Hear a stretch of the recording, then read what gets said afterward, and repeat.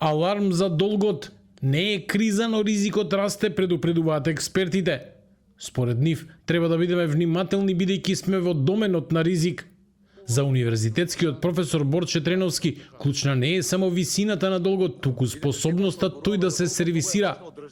Треновски предупредува дека вкупните годишни финансиски потреби за отплата и рефинансирање веќе влегуваат во зона на зголемен ризик. Треба да бидеме особено внимателни, не треба да бидеме комотни во однос на ова, треба да кажеме дека не е алармантно сега да кажеме дека сме, не знам, во елементарно, односно во прилично лошо состојба, меѓутоа сме во доза и во доменот на ризик поради нашите годишни неопходни финансиски потреби да се раздолжиме. И новото задолжување не знаеме во кои услови ќе биде, во каква состојба ќе биде и какви ќе бидат глобалните случаи. Затоа што поскоро треба да ги консолидираме и јавните приходи кои ги имаме и да ги направиме порационални нашите расходи, затоа што ризиците во голем дел од малите и отворени економии поврзани со раздолжувањето и со ситуацијата со долгот не се поврзани со нивото на долгот, него со капацитетот годишното ниво да се сервисира.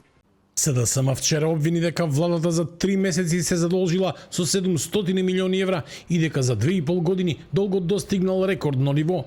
Од ВМРО ДПМН е возвратија дека станува збор за манипулации и дека задолжувањето е во рамките на проекциите. Според Треновски, долгот околу 60% од бруто домашниот производ изгледа умерен, но не и за мала отворена економија како македонската. Клучни се вкупните трошоци за негово сервисирање кои веќе се приближуваат до зона на повисок ризик, особено при влошени глобални услови. Ако го земеме тоа предвид, тука доаѓаме некаде до однос некаде 14-15% од бруто домашниот производ, односно некаде 40 до 45% од скупните приходи кои ги имам.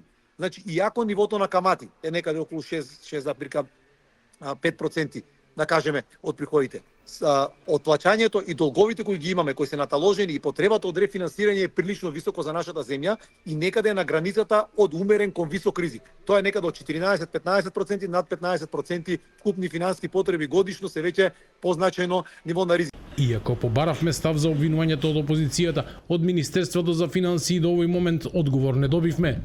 Јавниот долг на земјава е околу психолошката граница од 60%. Според буџетските проекции, до крајот на годинава владата планира повторно да се задолжи.